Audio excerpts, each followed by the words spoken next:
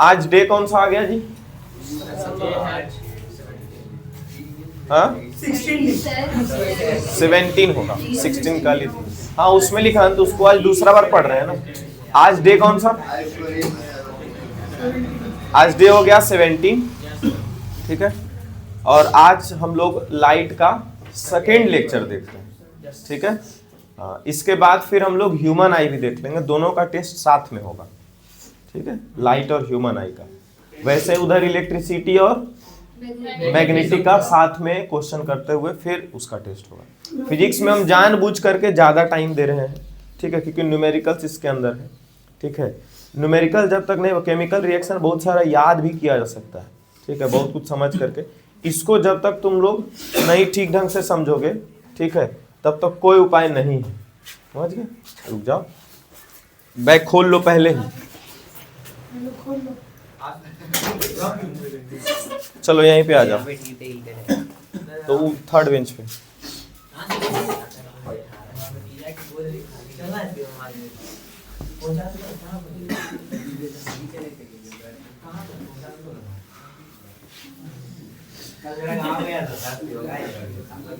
कल यहाँ से गाली निकलवाना चाह रहा अंदर से। चलो, कॉन्वेक्स लेंस दिया हुआ है। Hello, convex lens forms an 8.0 centimetre long image, मतलब V नहीं दिया हुआ है जी, 8.0 मतलब कि 8 सेंटीमीटर लॉन्ग इमेज, मतलब हाइट ऑफ इमेज दे दिया है। क्या दिया है? हाइट ऑफ इमेज दिया, कितना? 8 सेंटीमीटर। अच्छा, हाइट ऑफ इमेज जब दे रहा है कॉन्वेक्स लेंस, कॉन्वेक्स लेंस का जो इमेज होता है वो पॉजिटिव भी हो सकता है हाइट ऑफ इमेज, और निगेटिव भी हो सकता है। 5 बार निगेटिव होता है और 1 बार पॉजिटिव होता है कॉन्वेक्स लेंस का image. 2 centimetre long object, object का लेंथ कितना है? 2 सेंटीमीटर, मतलब हाइट ऑफ ऑब्जेक्ट दे दिया 2, और जब भी हाइट ऑफ ऑब्जेक्ट लेंगे तो प्लस में ही लेंगे। हाइट ऑफ ऑब्जेक्ट जब भी लेंगे तो क्या लेंगे? प्लस में। तो ये तो +2 है। अब एक चीज यहाँ ध्यान से देख लेना, ठीक है, ये अगर जो हमारा लेंस है कॉन्वेक्स लेंस, ठीक है, ऑब्जेक्ट जब भी रखेंगे तो कहाँ रखेंगे? इधर ऊपर में, ठीक है। और प्रिंसिपल एक्सिस के जो भी ऊपर वाला पार्ट रहेगा उसको हम लोग पॉजिटिव यूज करते हैं, ठीक है। लेंस के लेफ्ट साइड में जो भी रहता है उसको निगेटिव यूज करते हैं, ठीक है। राइट साइड वाले को क्या यूज करते हैं? पॉजिटिव यूज करते हैं। प्रिंसिपल एक्सिस के ऊपर वाले को निगेटिव यूज करते हैं और नीचे वाले को पॉजिटिव यूज करते हैं, ठीक है। यही था साइन कन्वेंशन। इसके बाद फिर क्या क्या बोल रहा है? Which is kept at a distance of 6 centimetre. किसको 6 सेंटीमीटर दूर पे रखा गया? ऑब्जेक्ट को, ठीक है। तो u बराबर, और u तो हमेशा निगेटिव यूज करते हैं, u को हमेशा क्या यूज किया जाता है? निगेटिव। तो u क्या हो जाएगा अपना? -6 from the optical centre of the, if the object and the image are on the same side of the lens. अगर ऑब्जेक्ट और इमेज दोनों सेम साइड है लेंस के। अच्छा, कॉन्वेक्स लेंस में एक ही बार ऐसा होता है कि ऑब्जेक्ट और इमेज दोनों सेम साइड पे बने, एक ही बार होता है उस, और वो क्या होगा? यहां से इमेज जाकर, यहां से लाइन जाकर के इधर ही लौट जाता है, समझ गए। इसी पे ऐसा होगा कि यहां से जाएगा और इधर ही इमेज जो है इसका बन जाता है, जिसके कारण हाइट ऑफ ऑब्जेक्ट और हाइट ऑफ इमेज दोनों का साइन पॉजिटिव यूज किया जाता है, ठीक है। ध्यान से सुनते जाना जो जो बोलते जा रहे हैं, ठीक है। अगर बोल रहा है कि ऑब्जेक्ट और इमेज दोनों लेंस के सेम साइड में बना है, इसका मतलब प्रिंसिपल एक्सिस के ऊपर ही ऑब्जेक्ट होगा, प्रिंसिपल एक्सिस के ऊपर ही इमेज भी होगा। कौन सा? कॉन्वेक्स लेंस में। तो यहां पर भी कौन सा साइन आ गया? प्लस का। अब क्या क्या पूछ रहा है वो देख लेते हैं। Nature of the image, image का नेचर मतलब वर्चुअल होगा कि इरेक्ट, वर्चुअल इरेक्ट होगा या फिर रियल इन्वर्टेड होगा, ठीक है। तो देखो, जिधर लेंस में जिधर साइड ऑब्जेक्ट है उधर साइड ही इमेज है, तो इसका मतलब होता है कि वर्चुअल एंड इरेक्ट है। इसका क्या मतलब है? वर्चुअल एंड इरेक्ट है। अब position of the image, image का पोजीशन पूछ रहा है। क्या इमेज दिया? V दिया हुआ है इसमें? V नहीं दिया हुआ, तो V हम लोग निकाल सकते हैं। और आगे बढ़ते हैं। फोकल लेंथ भी पूछ रहा है। फोकल लेंथ पूछ रहा है, क्या हाइट ऑफ ऑब्जेक्ट और हाइट ऑफ इमेज दिया हुआ है तो मैग्निफिकेशन निकाल सकते हैं यहाँ से। ठीक है, अगर मैग्निफिकेशन निकाल सकते हैं और क्या दिया हुआ है यहाँ पे u दिया हुआ है तो वहां से हम लोग v भी निकाल सकते हैं। ठीक है, मैग्निफिकेशन का दो फॉर्मूला है, एक v और u के ऊपर, मैग्निफिकेशन का दो फॉर्मूला, एक v और u के ऊपर और एक हाइट ऑफ इमेज और हाइट ऑफ ऑब्जेक्ट के ऊपर। चलो मैग्निफिकेशन का formula height of image height of object के ऊपर बोलो।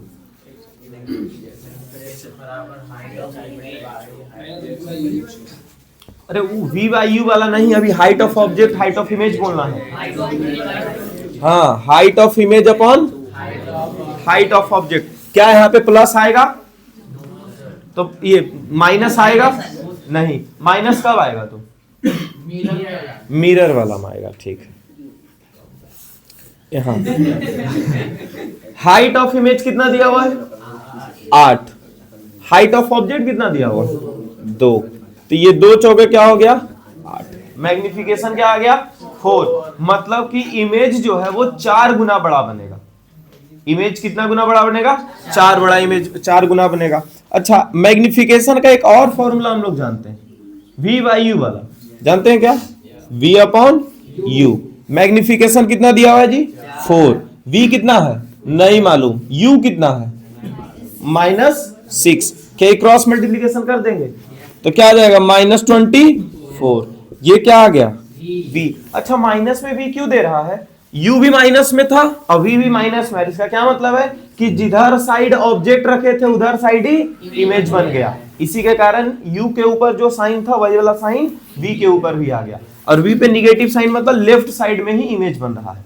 ठीक है, तो यहाँ पर अगर नेचर के बारे में पूछ रहा था तो नेचर के बारे में तो बता देते कि वर्चुअल एंड इरेक्ट। कैसे हमको समझ में आया कि वर्चुअल एंड इरेक्ट इमेज बन रहा है, इधर आओ तुम, उतना उधर नहीं बैठना है, गप कर रही है, चलो और इधर। वर्चुअल इमेज कब समझ में आएगा, जब बोल रहा लेंस हो और बोले ऑब्जेक्ट और इमेज सेम साइड पे बन जाए। क्या, लेंस हो और ऑब्जेक्ट इमेज सेम साइड पे रहे तो वर्चुअल एंड इरेक्ट इमेज आएगा दिमाग में। ठीक है, तो ये तो वहीं से समझ में आ गया था, यहाँ पे लिखा था ना विच इज किधर है, if the object and image are on the same side of the lens, लिखा था। तो इसी से हमको क्या समझ में आ गया, वर्चुअल एंड इरेक्ट इमेज। उसके बाद फिर पूछ रहा था पोजीशन ऑफ द इमेज, तो पोजीशन के लिए हम लोग v निकाले, क्या बोलेंगे 24 centimetre in front of the lens, क्या लिखेंगे 24 centimetre in front of the lens. ठीक है, focal length of the lens, focal length मतलब f निकालना है, तो क्या हम लोग अब लेंथ फॉर्मूला लगाएंगे। अच्छा, 3 मार्क्स का था तो यहाँ पर बीच बीच में ऐसे ये सबसे पहले यहाँ लिखते गिवन, समझ गए ऐसे, उसके बाद फिर यहाँ तक आ जाता। तब ये फिजिक्स में नियम है, सबसे पहले हम लोग गिवन यूज करते हैं, गिवन लिखते हैं, तभी हम लोग को पता चलता है फॉर्मूला कौन सा लगेगा। ठीक है, गिवन लिखने के बाद फिर हम लोग ऐसा यूनिट चेक कर लेते हैं सब जगह, इन्हें कि कहीं मीटर है कहीं सेंटीमीटर है, उसको भी यूज कर दिए। सब जगह हम लोग एक ही तरह के यूनिट में सॉल्व करते हैं और अगर हो सके तो ऐसा यूनिट में सॉल्व करते हैं, लेकिन ये सब फॉर्मूला में ऐसा यूनिट का कोई जरूरत नहीं है, ऐसा यूनिट का जरूरत पड़ेगा इलेक्ट्रिसिटी जब पढ़ा रहे हैं तो। ठीक है, अब यहाँ पर आते हैं, जब हाइट ऑफ इमेज और हाइट ऑफ ऑब्जेक्ट दोनों दिया हुआ था तो हमारे दिमाग में आया कि मैग्निफिकेशन का फॉर्मूला लग सकता है। ठीक है, तो मैग्निफिकेशन पहले लगाए। अच्छा, मैग्निफिकेशन 4 आ गया, फिर दिया हुआ है u दिया, मैग्निफिकेशन का एक और फॉर्मूला जानते हैं u और v वाला, तो मैग्निफिकेशन अब हो गया पता और u भी पता है, तो तीसरा पार्ट जो v है वो भी निकल जाएगा, तो यहाँ से v निकल गया। अब पूछ रहा है फोकल लेंथ, फोकल लेंथ पूछ रहा है तो हम लोग क्या करेंगे, u पता v पता तो लेंस फॉर्मूला लगाएंगे, तो डायरेक्ट ऐसे नहीं लगाते जाते हैं, लिखेंगे यहाँ पे by lens formula 1/f is equals to 1/v minus 1/u। जैसे यहाँ पर लिख देते हैं मैग्निफिकेशन, m लिखने से पहले मैग्निफिकेशन कॉमा m ऐसे करके कि m है क्या, m क्या है मैग्निफिकेशन, तो मैग्निफिकेशन पहले लिख देंगे, ये सब चीज करते जाएंगे तब मिलेगा।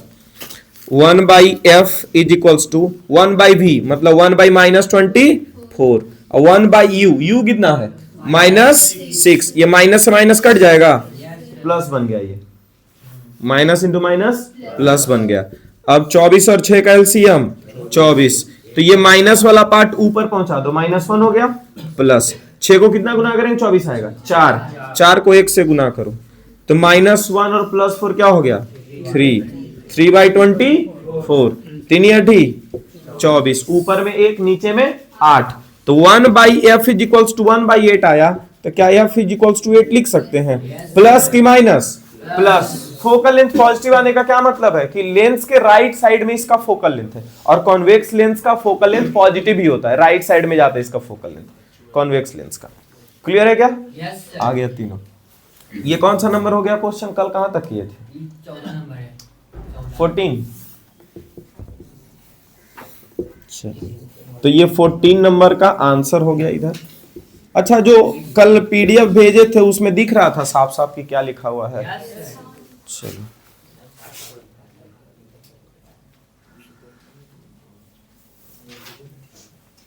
मिटा दिया जाए। तो प्रैक्टिस किए थे कि ऐसे ही छोड़ दिए कि सर तो कर ही दिए, तो सर कर दिए हम कर दिए, बात तो एक ही है। ऐसा कुछ लॉजिक नहीं ना है।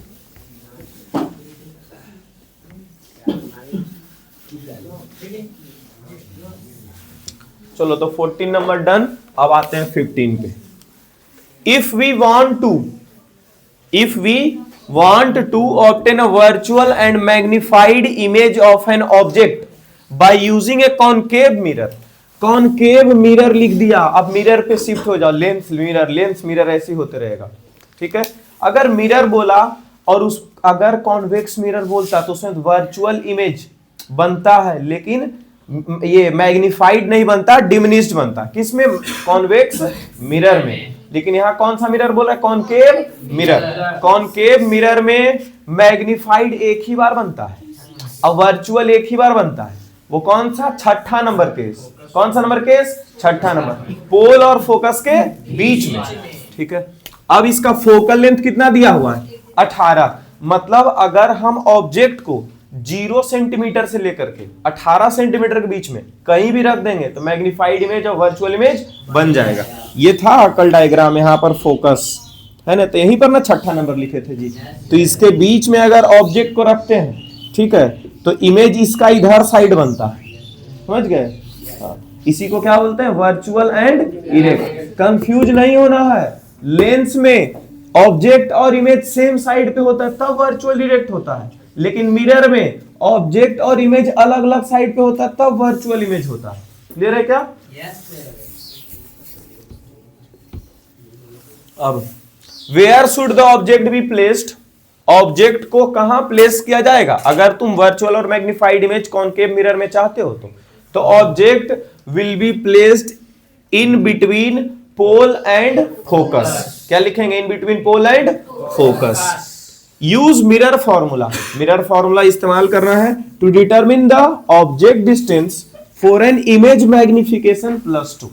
इमेज मैग्निफिकेशन कितना दिया हुआ है? +2 दिया हुआ है। इसमें क्या यूज करना है अपने को?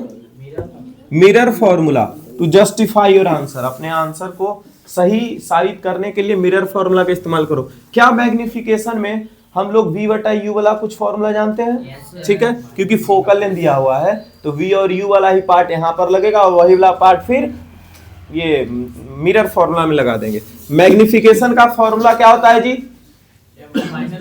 -v/u। अभी देखो v/u इस्तेमाल किए थे लेंस में, मिरर में -v/u, इसमें माइनस लग जाएगा, -v/u = 2। ठीक है, ये क्रॉस मल्टीप्लाई, तो -v बराबर क्या आ गया? 2u। माइनस को उधर शिफ्ट कर दो तो v बराबर क्या हो जाएगा? -2u। क्या हम लोग को मिरर फॉर्मूला इस्तेमाल करने के लिए बोला गया है? मिरर फॉर्मूला क्या होता है? 1/f = 1/v + 1/u। 1/f focal length दिया हुआ है क्या? 18, तो 1/, अच्छा, +18 की -18, ये याद रखो। अब कॉनकेव है, कौन सा मिरर है? कॉनकेव, तो इसका फोकल लेंथ लेफ्ट साइड पे था तो -18। फोकल लेंथ क्या हो जाएगा इसका?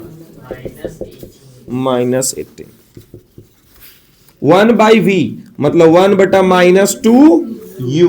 v के जगह क्या यूज किए? -2u, और 1/u के जगह 1/u।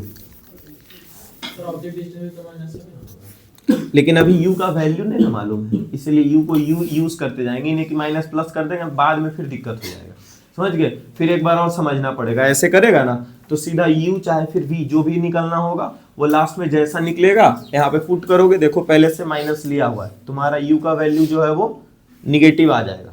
समझ गए, क्योंकि v तो पॉजिटिव आना है। क्या पता समझा कि नहीं, क्या क्या हम बोले। 2u माइनस ऊपर शिफ्ट कर देंगे, -1 प्लस u को कितना बार पढ़ेंगे, 2u आएगा, 2 बार, 2 को 1 से गुना किए, ठीक है, 1 बाई -18 कितना आ गया 1 अब बटा 2u। देखो u निगेटिव में आ रहा है, वैल्यू 1 से 1 हटा दो, ठीक है, 2 नमा 18, u बराबर -9, u बराबर -9। अच्छा v का वैल्यू ना निकालना था जी, क्या निकालना था, v का वैल्यू। v बराबर क्या था, -2u, मतलब -2 इंटू u का वैल्यू कितना है, -9 प्लस 18। अच्छा u देखो निगेटिव था, अभी क्या आ गया, पॉजिटिव, मतलब एक वो मिरर के लेफ्ट साइड में है ऑब्जेक्ट और ये मिरर के राइट साइड में है इमेज। तो अगर ऑब्जेक्ट लेफ्ट साइड में और इमेज राइट साइड में बन रहा है तो ऐसे इमेज को हम लोग क्या बोलते हैं, वर्चुअल एंड इरेक्ट इमेज। तो जस्टिफाई जो था ना उसके बारे में लास्ट में लिखेंगे, hence mirror is in the, ये hence image is in the right side of the mirror, so it will form virtual image. ठीक है क्या, आगे बढ़े, क्या कोई दिक्कत हुआ।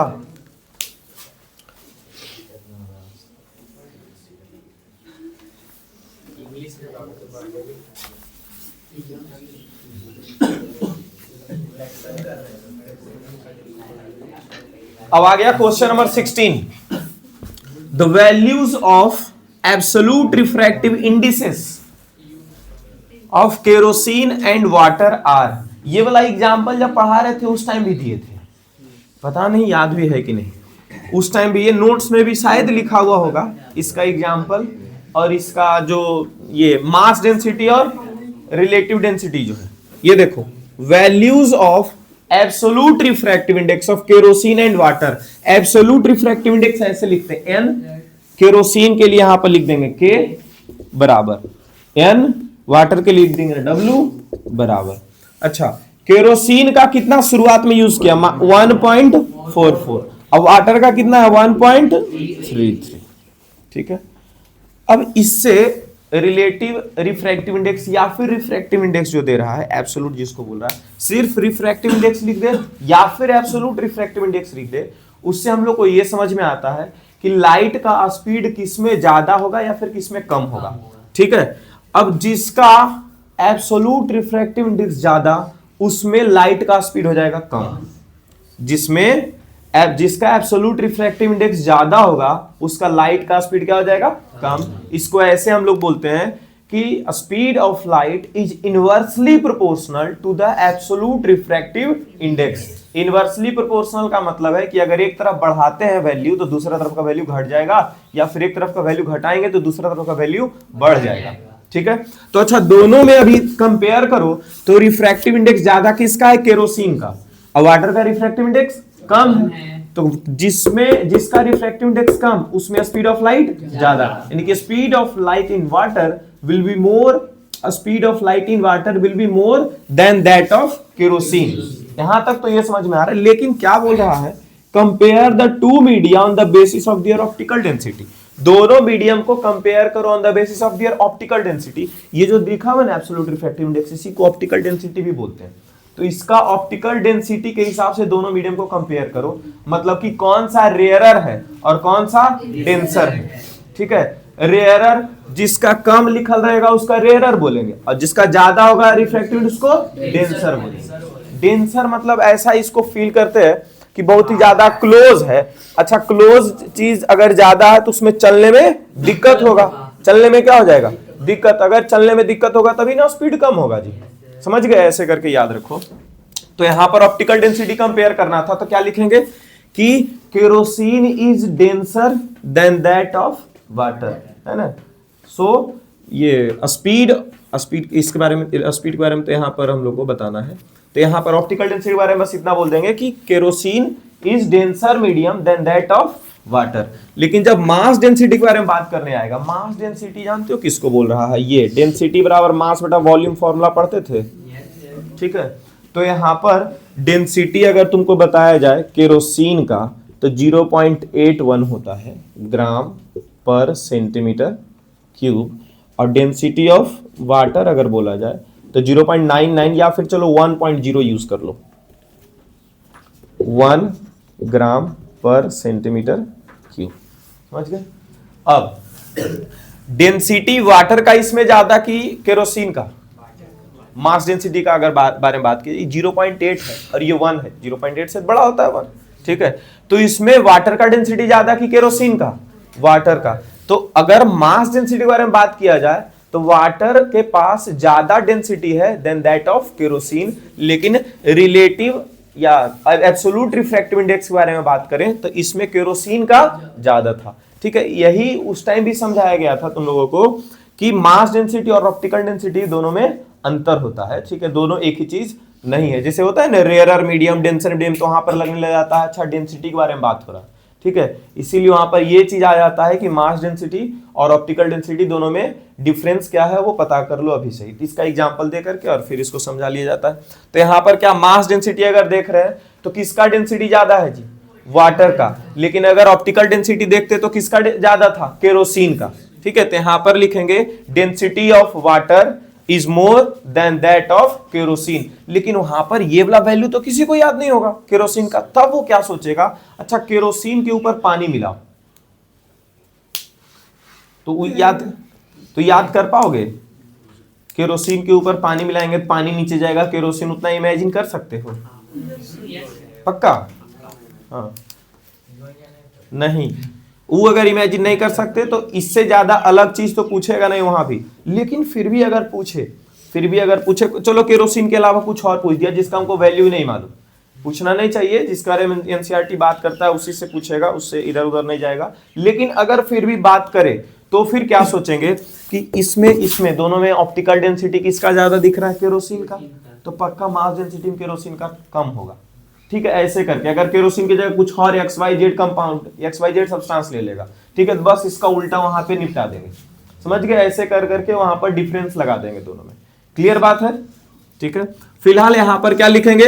यहां पर ऐसे लिख देते हैं कि density of water is more than that of density of kerosene, ठीक है। रिलेटिव स्पीड के बारे में बात कर रहा है, प्रोपगेशन ऑफ लाइट, मतलब कि लाइट किसमें ज्यादा स्पीड से चलेगा और किसमें कम स्पीड से चलेगा। लिखेंगे since optical density is more in kerosene, since optical density is more in kerosene, so kerosene is denser medium than that of water, so a speed of light in kerosene will be less than that of a speed of light in water। ऐसे करते जो अरे जिसका absolute refractive index ज्यादा है, hello, जिसका absolute refractive index ज्यादा है वो डेंसर मीडियम है, लेकिन उसमें स्पीड ऑफ लाइट कम हो जाएगा। क्लियर बात है? चलिए इसी को हम लोग एक फॉर्मूला भी कल भी पढ़े थे, उसका फॉर्मूला फिर से लिख लेते हैं। हेलो, ये relative refractive index of one with respect to two, इसको देखो कैसे पढ़ते हैं। वन पहले आया वन तो वन, अब बाद में जो आया था उसके पहले बोल देते हैं with respect to one, with respect to two. तो अगर विद रिस्पेक्ट टू जब भी आया मतलब कि उसके रेस्पेक्ट में या फिर उससे रिलेट करवा रहे हैं, किससे? टू वाला मीडियम से, इसीलिए इसका रिफ्रैक्टिव इंडेक्स कहां चला जाएगा? नीचे। अच्छा, इससे भी बढ़िया अगर समझना है तो ग्लास और वाटर से ही समझते हैं, ठीक है। क्या इसका लिखेंगे? ये refractive index of glass with respect to water, तो वाटर बाद में आया, यहां लिख दो नीचे वाटर, और रिफ्रैक्टिव इंडेक्स ऑफ ग्लास को लिख दो ऊपर। जब ये आ गया तो अगर स्पीड के बारे में बात करेंगे तो क्या रिफ्रैक्टिव इंडेक्स जिसका ज्यादा होता है उसका स्पीड कम जाता है? इसका मतलब अपोजिट बात करता है, इसीलिए उल्टा लिख देते हैं जब स्पीड के बारे में बात करें तो। v, यहां भी v, लेकिन इस बार वाटर का स्पीड ऊपर लिख देंगे और ग्लास का स्पीड कहां लिख देंगे?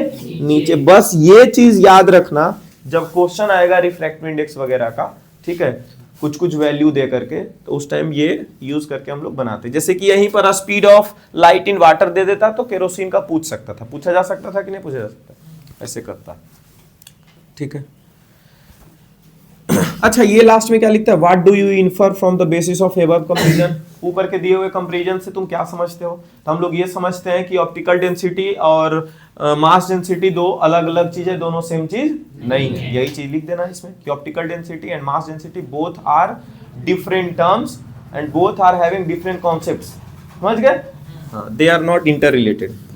N object of height 4 centimetre is placed, एक ऑब्जेक्ट है जो 4 सेंटीमीटर हाइट है। अच्छा हाइट ऑफ ऑब्जेक्ट दिया मतलब क्या, प्लस में यूज करेंगे। चलिए, अरे हाँ हाइट ऑफ ऑब्जेक्ट हमेशा प्लस में, हाइट ऑफ ऑब्जेक्ट हमेशा प्लस में और ऑब्जेक्ट डिस्टेंस हमेशा प्लस में, ठीक है। At a distance of 30 centimetre from the optical centre, फिर ऑब्जेक्ट डिस्टेंस भी दे दिया। अच्छा इसे समझ रहे हैं हम लोग ऐसे पढ़ पढ़ के कि ऑब्जेक्ट डिस्टेंस है, object of height at a distance of 30 centimetre, मतलब ऑब्जेक्ट ये 30 सेंटीमीटर दूर, मतलब यू क्या लिख देंगे -30।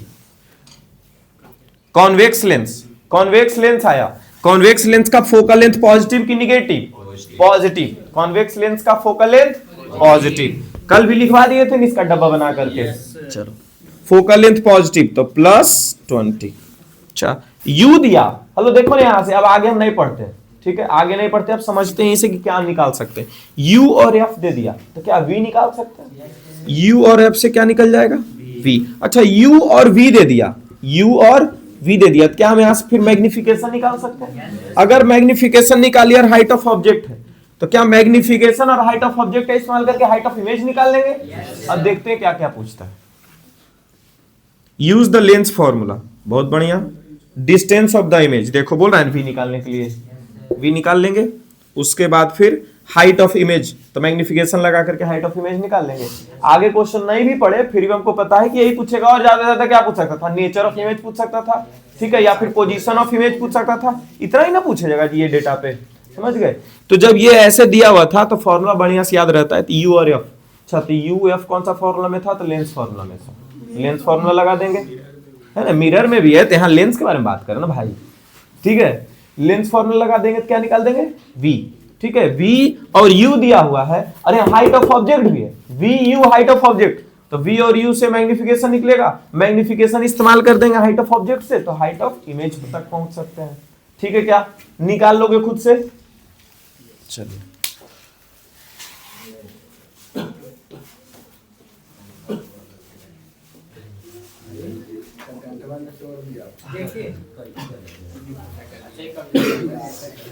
चलो देख लो ये क्या है।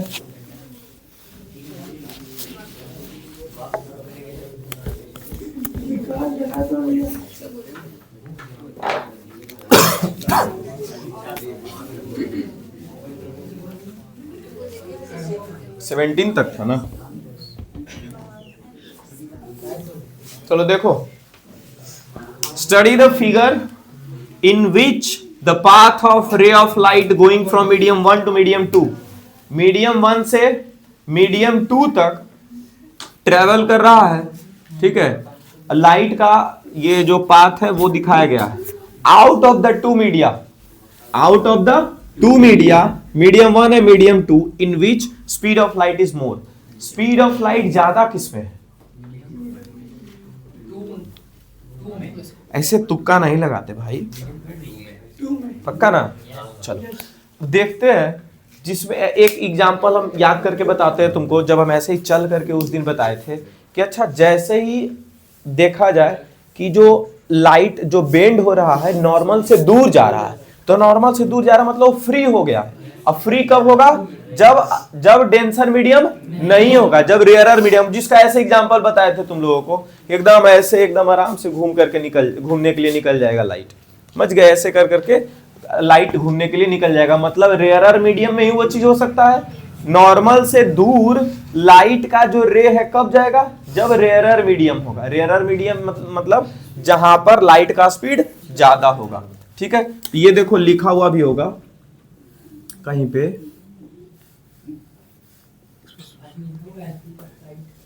स्पीड ऑफ लाइट किसमें ज्यादा ही नहीं लिखा हुआ है, बेंडिंग अवे ये लिखा हुआ है, कुछ ये भी नहीं लिखा हुआ।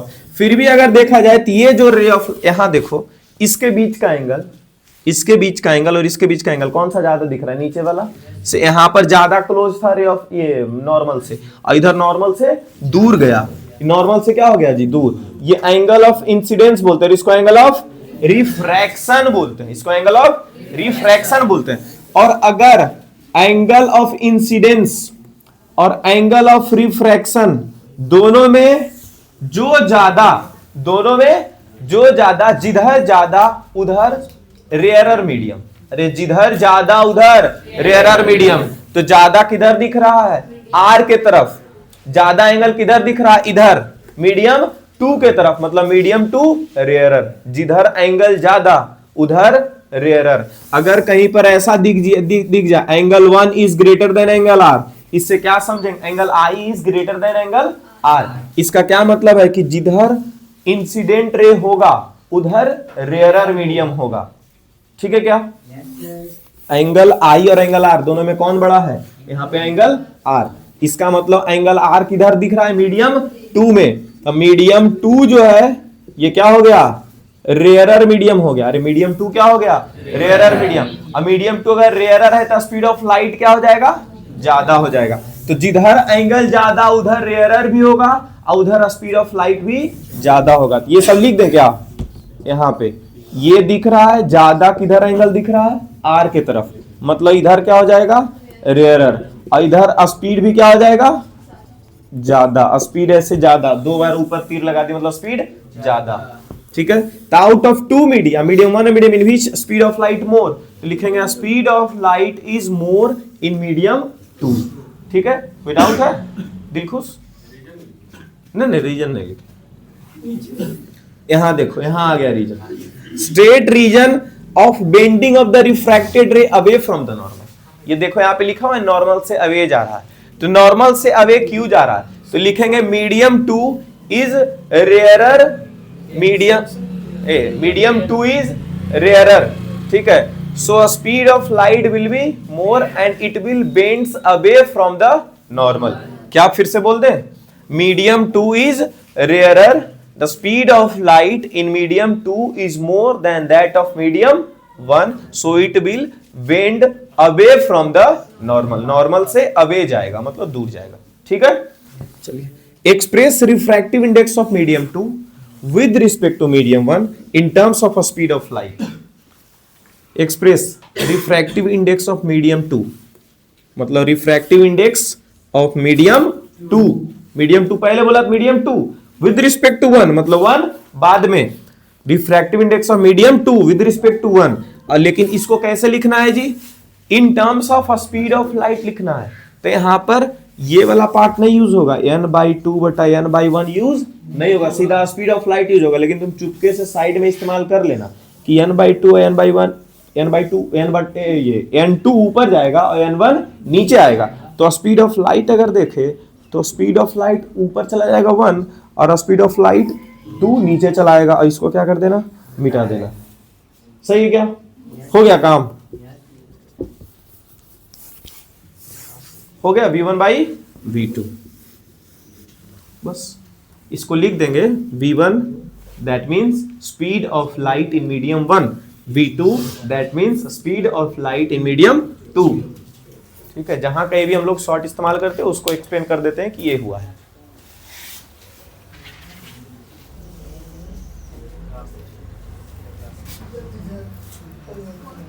फाइव मार्क्स आ गया।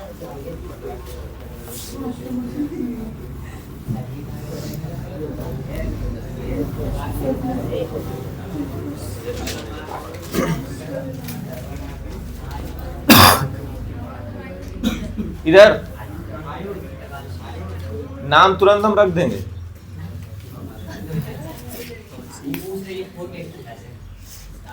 तो ठीक है, जो ज्यादा वो समझ चुका है, अब जहां बोला फालतू फालतू तुरंत इधर से एक नाम बोल देंगे हम, ठीक है। Power of a lens x is -2.5 dioptre.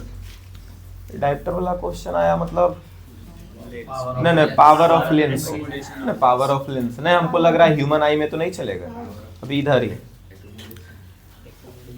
Power वाला जो फॉर्मूला था वो अगर याद करो तो क्या आ जाएगा 1/f। अच्छा, जब माइनस में पावर है तो कॉनकेव लेंस, और जब पावर प्लस में है तो कॉन्वेक्स लेंस। ऐसे भी याद रख सकते हैं। अच्छा कैसे याद रहेगा सर इतना सारा कुछ? अभी क्या फोकल लेंथ के बारे में पढ़ रहे थे? फोकल लेंथ ये कौन सा लेंस है? Convex lens. कॉन्वेक्स लेंस यहाँ से जब जाता है जी तो इसका फोकल लेंथ इधर रहता है, ऐसे जाता है, ठीक है। तो फोकल लेंथ क्या होगी इसका? पॉजिटिव। फोकल लेंथ अगर पॉजिटिव है तो यहाँ पर कौन सा वैल्यू आएगा? पॉजिटिव वाला। तो पावर कैसा वैल्यू देगा? पॉजिटिव। इसका मतलब फोकल लेंथ अगर पॉजिटिव तो पावर भी पॉजिटिव। फोकल लेंथ पॉजिटिव कौन सा लेंस का? कॉन्वेक्स लेंस का। सो कॉन्वेक्स लेंस का पावर भी पॉजिटिव। समझ गए? अब यही अगर जो हम बात करें कॉनकेव लेंस का, ठीक है, तो यहां से जब लाइट रे जाएगा, ठीक है, तो ये इधर चला जाएगा और ये फिर ऐसे पीछे से निकलता हुआ दिखेगा। इसका मतलब इसका फोकल लेंथ क्या हो गया? निगेटिव। इसका फोकल लेंथ क्या हो गया? निगेटिव। अगर फोकल लेंथ निगेटिव आ रहा है इसका मतलब पावर भी क्या चला जाएगा? निगेटिव में। यानी कि निगेटिव दे रहा है तो कैसा लेंस है? Concave lens. पावर निगेटिव दे रहा है तो कैसा लेंस है? Concave lens. कोई डाउट है? एब्सोल्यूट पॉजिटिव मतलब कौन सा? कॉन्वेक्स लेंस में, इसमें कॉनकेव लेंस में, हाँ इसमें जानते हो एक ही जगह, इसमें तो हर बार दो ही केस बनता है, दोनों बार पॉजिटिव। इसमें भले हाँ लेंस के बारे में बात कर रहे हैं। कन्वेक्स ऊपर वाला है, कन्वेव नीचे वाला। ये कॉन्वेक्स है ना जी। इसमें 6 बनता है वो। तो एक ही हम लोग यूज ही करते हैं जब भी पावर के बारे में भी बात कर रहे होंगे ना, तो एक ही जगह यूज करते हैं, यहाँ वाला पोलर फोकस के बीच वाला, इसीलिए हम बात कर रहे हैं। हाँ जैसे यहाँ देखो ये पॉजिटिव और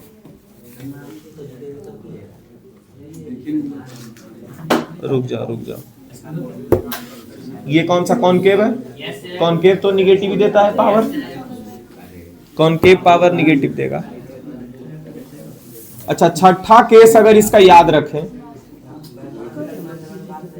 छठा केस इधर ही बना देता है, छठा केस इधर बना देगा।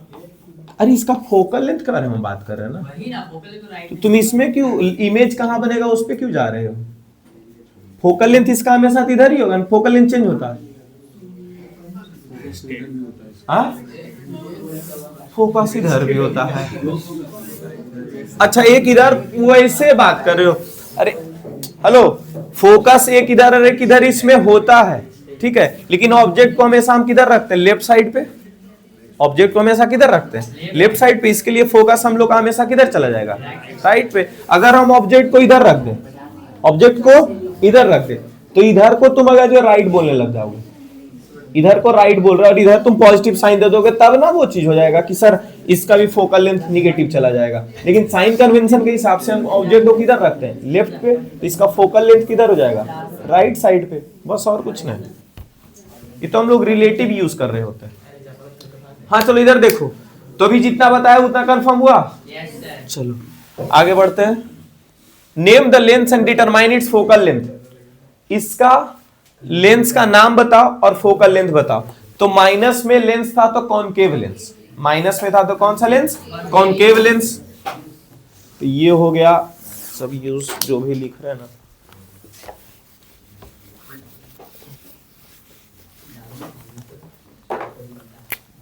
यहां पर लिखते हैं पावर का फॉर्मूला 1/f। अगर पावर निगेटिव है, पावर क्या है? निगेटिव है, इसका क्या मतलब समझना है? Concave lens. Concave lens. Power अगर निगेटिव है तो फोकल लेंथ भी क्या है जी? निगेटिव। इसलिए फोकल लेंथ भी क्या है? निगेटिव। इफ पावर निगेटिव तो ये साइन मतलब देन, ये वाला साइन दे रहा है, इसका मतलब तुमको क्या पढ़ना है? देन। इफ पावर निगेटिव तो कॉनकेव लेंस और फोकल लेंथ निगेटिव आएगा। क्या यहां से फोकल लेंथ हम लोग यूज कर निकाल सकते हैं? पावर का फॉर्मूला लगा देंगे। पावर इज इक्वल्स टू क्या है?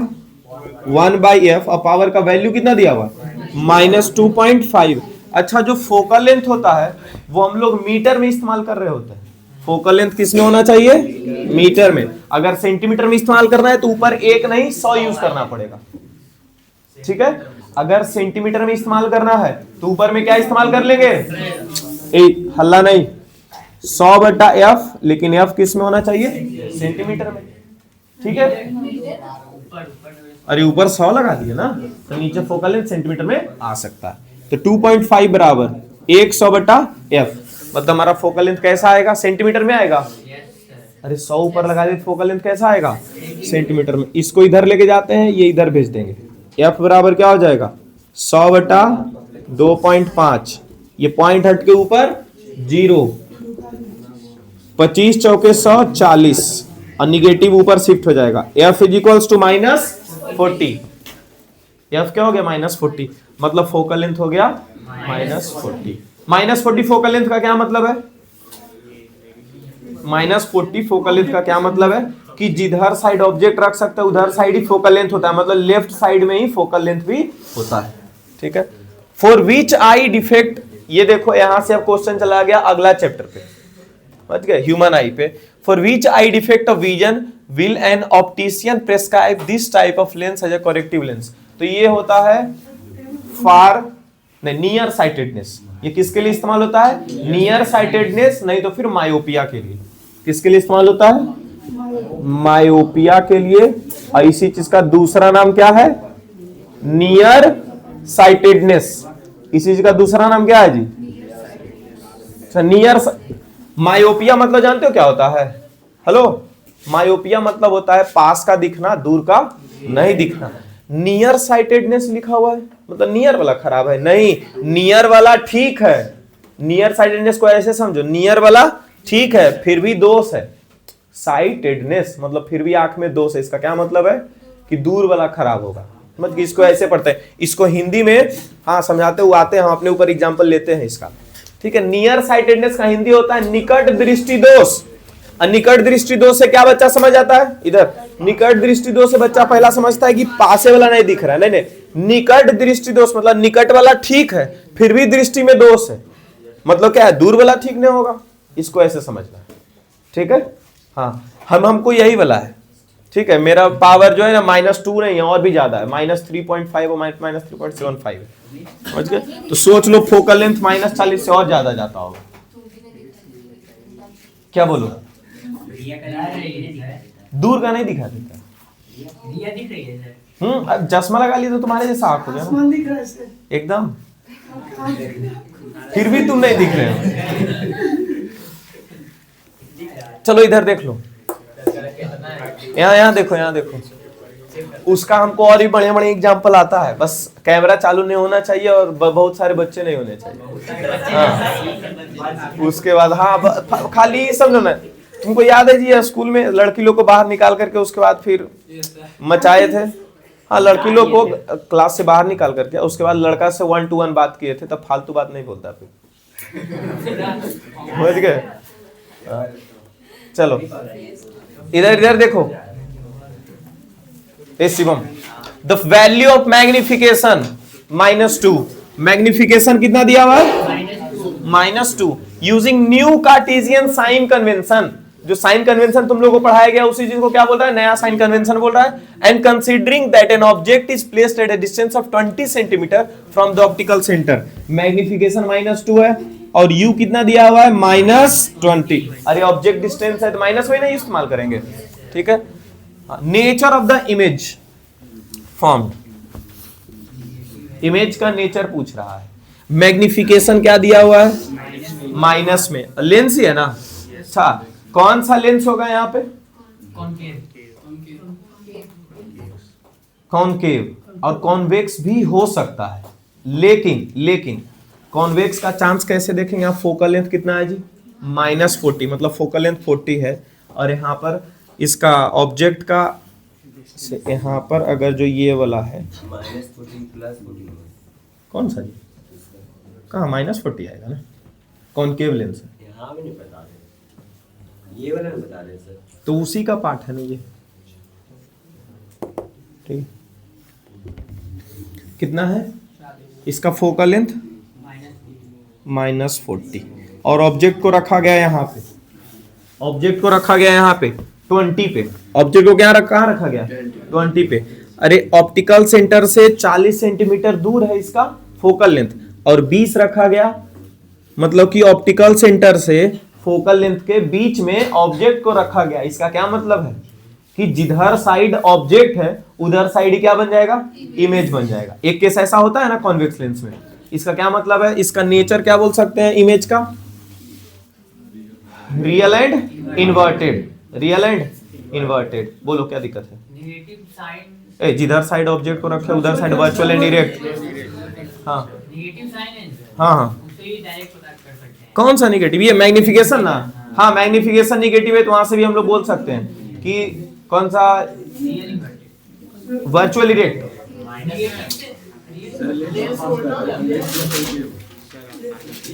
तो क्या करते हो तुम लोग यार।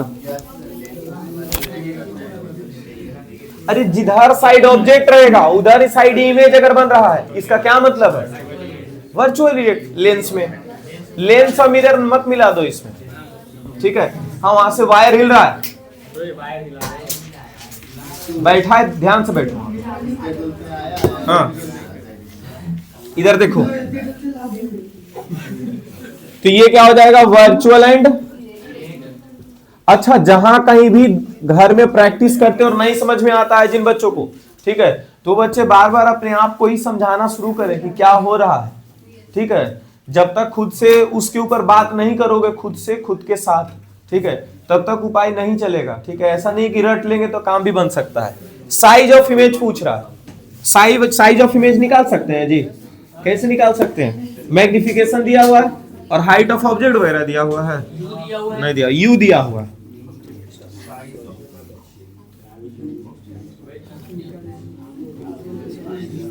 मैग्निफिकेशन कितना है, -2।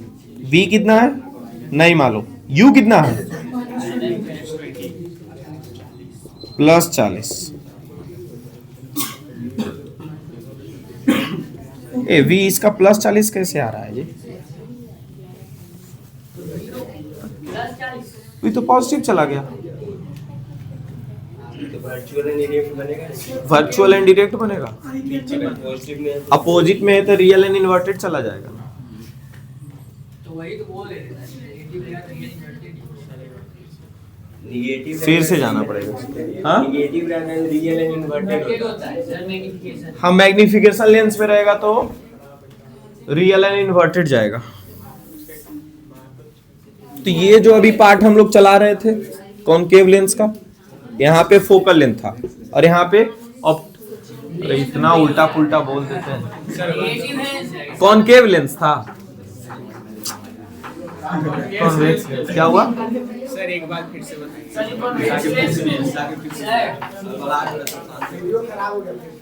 अरे नहीं रे, इतना बीच में इधर उधर से बोलता है ना, उसके वजह से इसमें मिरर दूगो और लेंस दूगो, उसके वजह से नाम उल्टा पुल्टा हो जाता है, ठीक है। नॉर्मल क्लास रहता है उसमें तो इसमें बोलने में दिक्कत होता है, कितना बार रिफ्लेक्शन और रिफ्रैक्शन निकलता है मुंह से, ठीक है। मैग्निफिकेशन नेगेटिव साइन आता है सर, तो रियल इन्वर्टेड ही होता है। Concave lens, convex lens. Real inverted है तो कॉन्वेक्स लेंस रहेगा।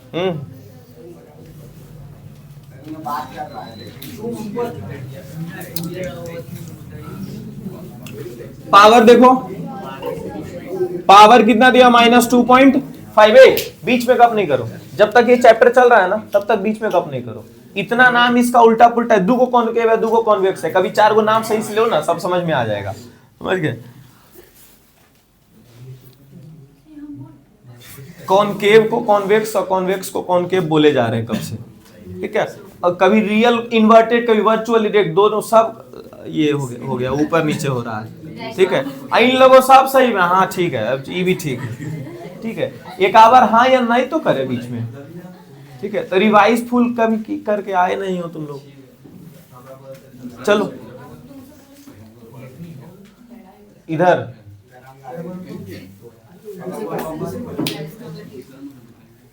पहला नंबर तो हो गया। हाँ? अरे यहाँ पहला नंबर हो गया था तो उसका फोटो नहीं खींचे थे, फिर से ही बहुत देर से बोल रहा हूँ।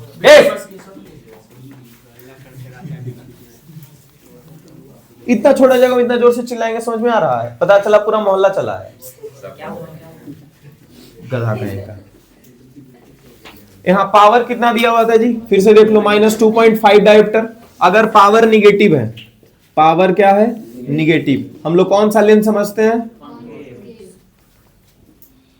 कॉनकेव लेंस समझते हैं। और अगर पावर निगेटिव है तो फोकल लेंथ भी क्या हो जाता है? निगेटिव हो जाता है। ठीक है यहां तक? अब क्या बोल रहा है?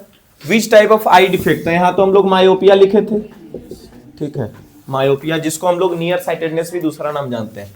The value of magnification m is equals to -2। अच्छा, फोकल लेंथ वगैरह पता करना था क्या इसी में? Determine the focal length. तो फोकल लेंथ का फॉर्मूला लगा देते हैं। पावर का फॉर्मूला होता है 1/f, जब f मीटर में लेना है तब, और अगर सेंटीमीटर में लेना है तो 100 यूज करते हैं। फोकल लेंथ अगर सेंटीमीटर में यूज करना है तो पावर कितना दिया? -2.5, वहां पे यूज करते हैं 100, ठीक है। और फोकल लेंथ कितना नहीं मालूम, सेंटीमीटर में आएगा। क्रॉस मल्टीप्लीकेशन करवाते हैं। f is equals to 100/-2.5, point हटा करके 0। फोकल लेंथ क्या आ जाएगा? निगेटिव। 25 चौके 100, 40। फोकल लेंथ कितना आ गया? -40, ठीक है, -40 सेंटीमीटर में ही आएगा। चलो सेंटीमीटर, ठीक है। अब आ गया यहाँ पे nature, second number question, the value of magnification m is -2। यहां से सेकंड नंबर क्वेश्चन, मैग्निफिकेशन कितना है दिया हुआ? -2, using new Cartesian sign convention and considering that an object is placed 20 centimetre from the optical centre. u कितना दिया हुआ है जी? -20,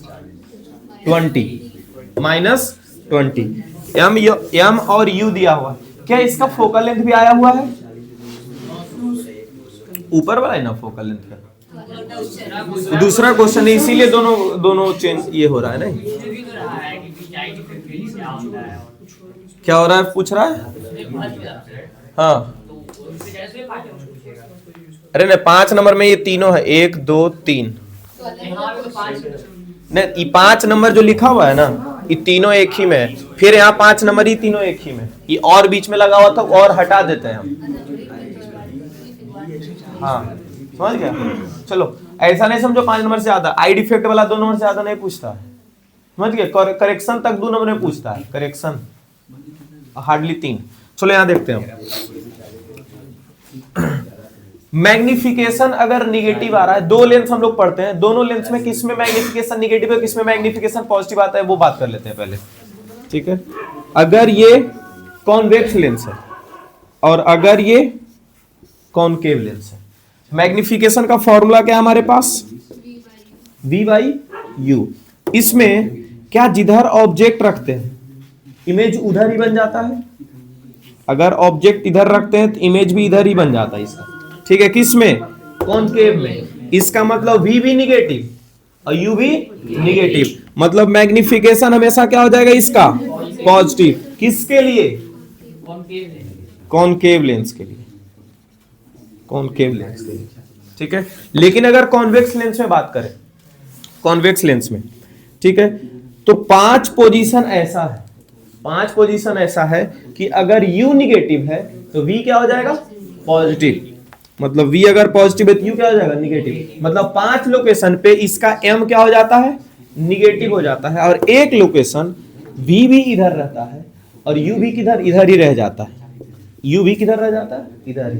मतलब एक लोकेशन पे, 5 लोकेशन पे क्या आता है? निगेटिव आता है मैग्निफिकेशन, और एक लोकेशन पे इसका मैग्निफिकेशन पॉजिटिव आता है।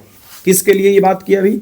कॉन्वेक्स के लिए। मतलब मैग्निफिकेशन 5 लोकेशन पे क्या होता है? निगेटिव, और एक लोकेशन पे मैग्निफिकेशन क्या होता है? पॉजिटिव होता है। लाइट कट गया होगा, ठीक है यहां तक? चलिए, इसका मतलब नेगेटिव है तो कॉन्वेक्स लेंस होगा। हाँ, और अगर यहां से अब देखो तो मैग्निफिकेशन अगर निगेटिव है, यहां से क्या दिख रहा है? Magnification negative. तो मैग्निफिकेशन निगेटिव है तो कैसा लेंस दिख गया यहां से? Convex lens. अभी जो हम ऊपर बात कर रहे थे वो कौन सा लेंस का था? कॉनकेव लेंस का। मतलब फर्स्ट और सेकंड क्वेश्चन दोनों अलग अलग क्वेश्चन था, ठीक है।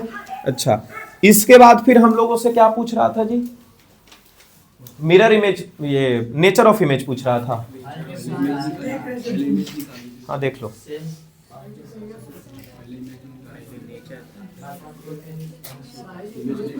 नहीं 3 क्वेश्चन था उसमें।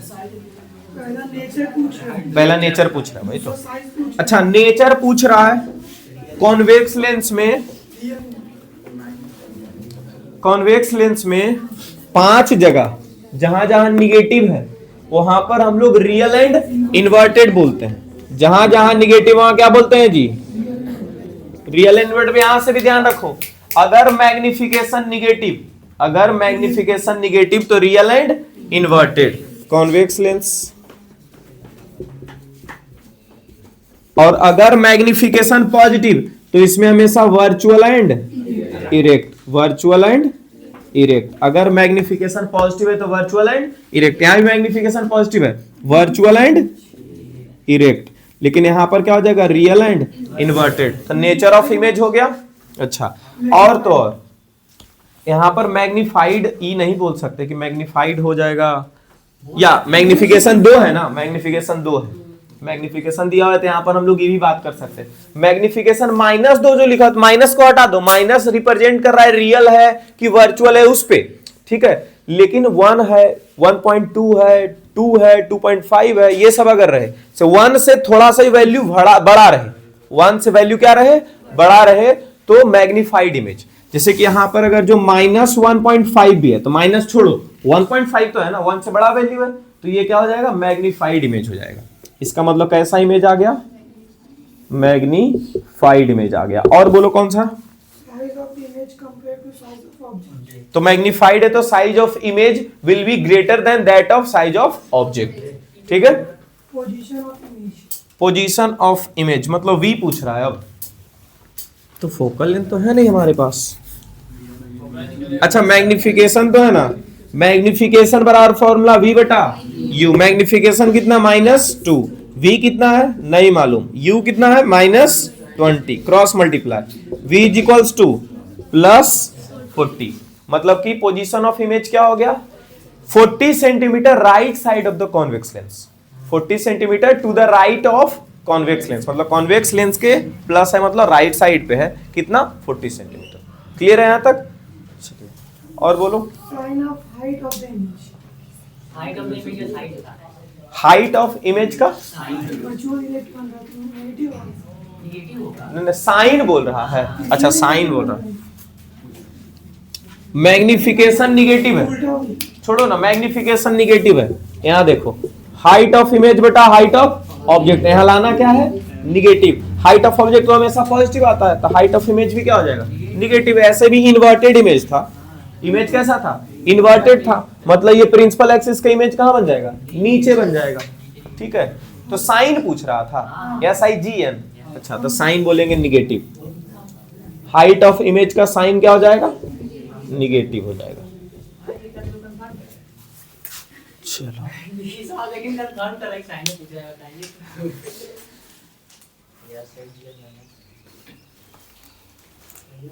और आगे मोबाइल कितना बेंच पे है? ये देखो, हर बेंच पे मोबाइल होगा हमको लगता है। चलो ओपन करो सब लोग। नहीं है वहां पे? हाँ, तो रखो। कितना टाइम हुआ है? 20 मिनट है ना, 20 मिनट में 1-2 क्वेश्चन तो हो ही जाएगा।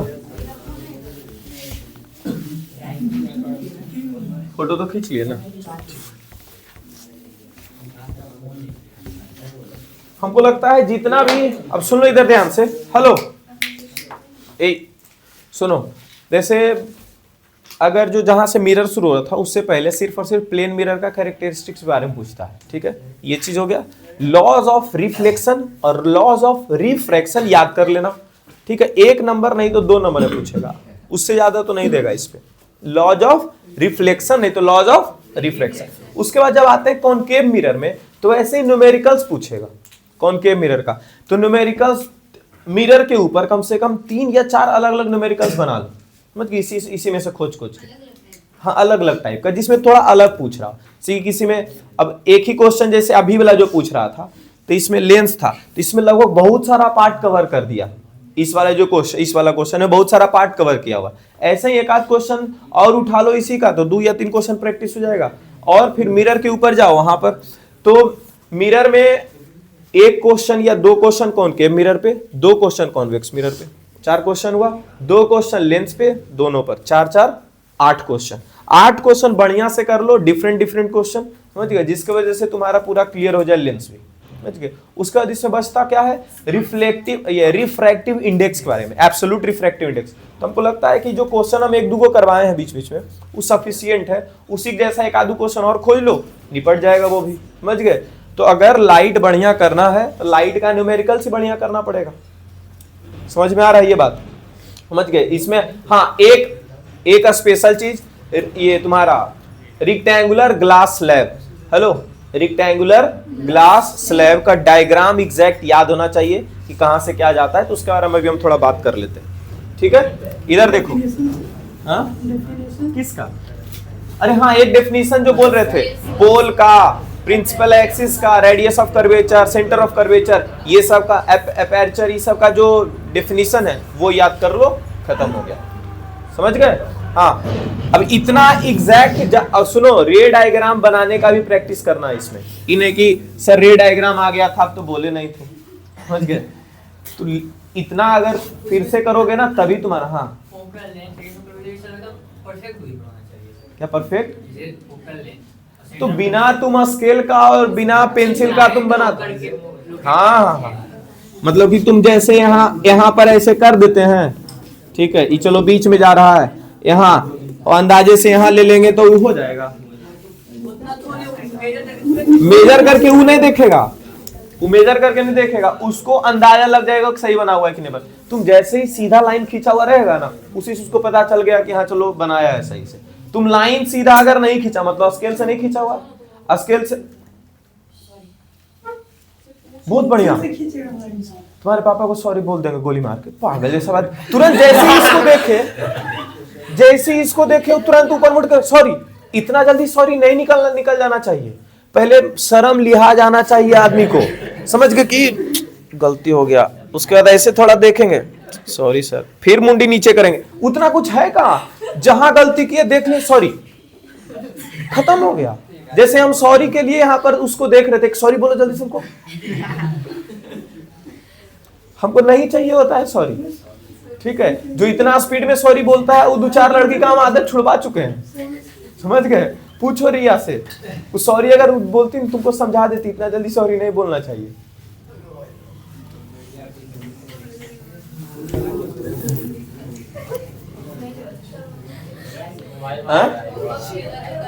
हाँ होमवर्क चेक करेंगे। क्या अभी बात कर रहे थे, रेक्टेंगुलर ग्लास स्लैब ना, यहां देख लो। अच्छा जो नोट्स भेजे हुए थे ना उसमें बहुत सारा क्वेश्चन पड़ा हुआ होगा, तो उस टाइम भी नहीं बनाए होगे, अन्य तो फिर क्वेश्चन से बढ़िया है कि यहाँ जो बहुत सारा क्वेश्चन है वही बना लो, ठीक है, वो अंदाजा लग जाएगा कि किस तरह का क्वेश्चन पूछता है, ठीक है। यहाँ देखो बिट्टू, यहाँ देखो विकास, ये एयर है, ये कौन सा मीडियम है, एयर। रेक्टेंगुलर ग्लास स्लैब, ये ग्लास है, ठीक है। अब कौन सा ग्लास, जैसे कितना ऑफिस वगैरह हम देखते हो कि टेबल के ऊपर एक मोटा सा ग्लास लगा रहता है, इसे थोड़ा सा और मोटा ग्लास ऐसा इमेजिन करो, ठीक है, ऐसा। अब सर ग्लास है तो पतला रहता है सर, उसमें कैसे, इसीलिए थोड़ा मोटा ग्लास इमेजिन कर सकते हैं, या फिर किसी कागज के ऊपर एक चौड़ा सा ऐसा ग्लास रहता है ना जी, ठीक है, उसको रखा जाता है, ठीक है, वैसा एक ग्लास इमेजिन करो, ठीक है, जो क्यूबॉइड शेप का रहता है, मैच बॉक्स जैसा ग्लास जो रहेगा, ठीक है, वो सब रेक्टेंगुलर ग्लास स्लैब हो गया, ठीक है।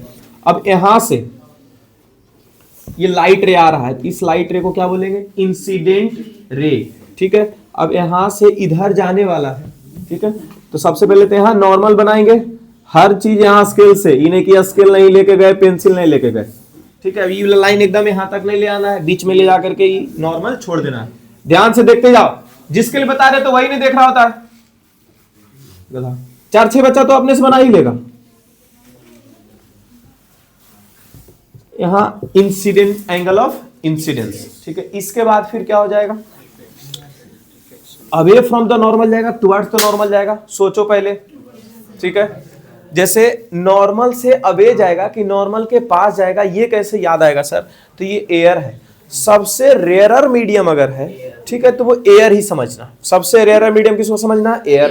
तो ये जहां कहीं भी जाएगा वहां तो डेंसर ही जाएगा, जहां कहीं भी जाएगा वो कौन सा मीडियम हो जाएगा, डेंसर। डेंसर मीडियम मतलब बहुत ही ज्यादा सकेत चलने में, मतलब बहुत ही ज्यादा प्रॉब्लम होगा चलने में, और प्रॉब्लम होगा तो स्पीड भी कम हो जाएगा और दबाया भी जाएगा इसको, इसको क्या किया जाएगा, दबाया भी जाएगा। इसकी वजह से फैल जा करके नहीं चल पाएगा, मतलब ये जो लाइन इधर जाना चाहिए था, हेलो, ये जो लाइन ऐसे सीधा आना चाहिए था, ये सीधा नहीं और उधर भी नहीं जाएगा, ये और ज्यादा क्लोज हो जाएगा, ये और ज्यादा क्या हो जाएगा, क्लोज हो जाएगा। तो यहाँ एंगल ऑफ क्या हो जाएगा, रिफ्रैक्शन, एंगल ऑफ क्या हो जाएगा, रिफ्रैक्शन। अब फिर यहां से नॉर्मल ड्रॉ करेंगे, ठीक है, नॉर्मल ड्रॉ करेंगे यहाँ पे। अच्छा, यहां पर फिर जो एंगल आया इसको हम as an angle of incidence मान लेंगे, as an angle of incidence. हालांकि ये जितना यहां पर एंगल होगा ना रिफ्रैक्शन वाला, उतना ही यहां पर भी होगा, ठीक है, रिफ्रैक्शन वाला। अब यहां से बाहर निकलना ये चाहेगा, क्या इधर डेंसर मीडियम था और इधर कौन सा मीडियम है, रेयरर। अच्छा, डेंसर से रेयरर आ रहा है, मतलब यहां पर चलने में इसको दिक्कत हो रहा था, लेकिन यहां पर चलने में भी इसको दिक्कत नहीं होगी, इसको एकदम फैल मिल जाएगा चलने में, तो क्या ये खुल करके नहीं चलना शुरू कर देगा, मतलब ये भागना चालू करेगा, किधर से, नॉर्मल से दूर भागना चालू करेगा। तो जो इधर आना चाहिए था उसको एकदम इधर दे दो, इतना कर दो, देखो एंगल बढ़ा दिए। तो ये कौन सा एंगल दे देंगे, ई। कौन सा एंगल, ये एंगल ऑफ इमरजेंसी, थोड़ा ज्यादा उधर चला दिए हैं। अच्छा, यही अगर जो ये नीचे तक आता, ये कहां तक आता, नीचे तक आता, समझ गए, ये दोनों पैरेलल लाइन हो जाता है। देखो अब कितना हम क्या करें, ज्यादा उधर फैला दिए उसके वजह से।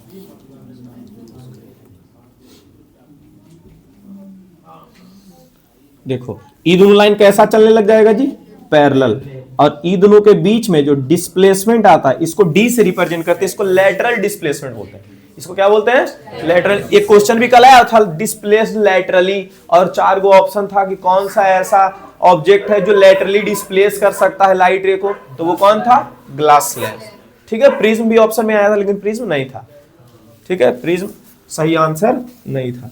तो ये क्या हो गया, एंगल ऑफ इमरजेंस, और ये क्या होगा, लैटरल डिस्प्लेसमेंट। अच्छा, इसके ऊपर ना बहुत पहले 2-3 बार बोर्ड क्वेश्चन पूछा था ऑब्जेक्टिव में, ठीक है।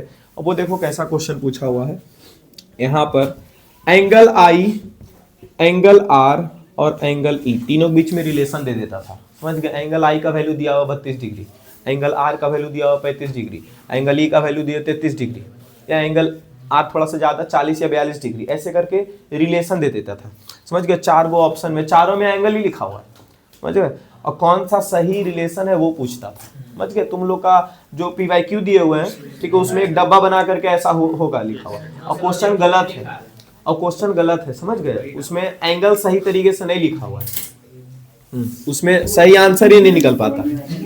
क्या चीज, हाँ वो हम देख रहे हैं, कच कुछ का आवाज आ रहा है। इधर देखो एंगल आई, एंगल आर और एंगल ई में क्या रिलेशन होता है वो फिर यहां लिख देते हैं। तो एंगल आई लगभग एंगल ई के बराबर होता है, ठीक है, और एंगल ये दोनों जो है आर से बड़ा होता है, ये चीज याद रखना, ये चीज याद रखना है। एंगल आई और एंगल ई दोनों लगभग बराबर होता है और एंगल आर से दोनों बड़ा होता है। अच्छा, बड़ा क्यों होता है सर, तभी कुछ देर पहले बताए थे, जिधर रेयरर मीडियम होगा उधर एंगल ज्यादा होगा, लिखे थे अभी, जिधर रेयरर मीडियम उधर एंगल ज्यादा, उधर स्पीड भी ज्यादा, ठीक है। तो रेयरर मीडियम तो इधर है, ये कौन सा मीडियम था, रेयरर मीडियम था, और ये कौन सा मीडियम है, डेंसर मीडियम। इधर फिर से कौन सा मीडियम हो गया, रेयरर मीडियम हो गया।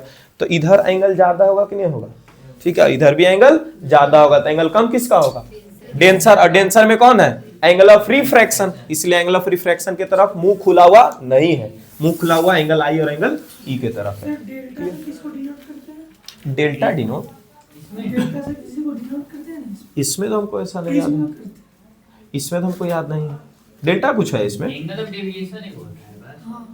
तो एंगल ऑफ डेविएशन तो कल एक तुम्हारे एमसीक्यू में उसी में देखे हैं, प्रिज्म में, प्रिज्म में डेल्टा, ये एंगल ऑफ डेविएशन उसी में आएगा। चलो यहां तक सही है, चलिए कितना टाइम हुआ है, 50 हो गया, होमवर्क निकालो।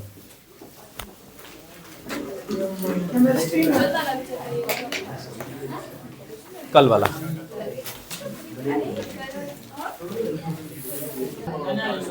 इधर ध्यान से देखो, जो जो इंपॉर्टेंट क्या है, पूरा चैप्टर ही है, समझ गए। हाँ, ऐसे कर करके रिवाइज कर ले सकते हैं, जैसे दिमाग में रखेंगे 1 2 3 4 5 6 7 8 चीज है, तो एक दिन में 4 चीज या 5 चीज रिवाइज कर लिए, ठीक है। रे डायग्राम दोनों का एक ही दिन रिवाइज करना चाहिए ताकि दिमाग में एग्जैक्ट जाए कि उसका रे डायग्राम में क्या हो रहा था और इस लेंस के रे डायग्राम में क्या हो रहा है, समझ गए। हाँ, ऐसे कर करके पूरा चैप्टर कवर करना चाहिए। हर चैप्टर को ऐसे, जो भी चैप्टर तुम्हारे पास आता है ना, हर चैप्टर को ऐसे छोटा छोटा पार्ट में डिवाइड कर दो और उसके बाद फिर उन पार्ट्स को रिवाइज करना शुरू करो। जैसे कि हम भी पढ़ाया करते तुम लोगों को, तो देखते हो कोई भी चैप्टर को 6 लेक्चर में तो 8 लेक्चर में कवर करते हैं। कैसे करते हैं, छोटा छोटा पार्ट में दिमाग में रखते हैं कि आज ये चैप्टर कवर करना है, ये लेक्चर कवर करना है, वैसे करके करोगे तो ही होगा।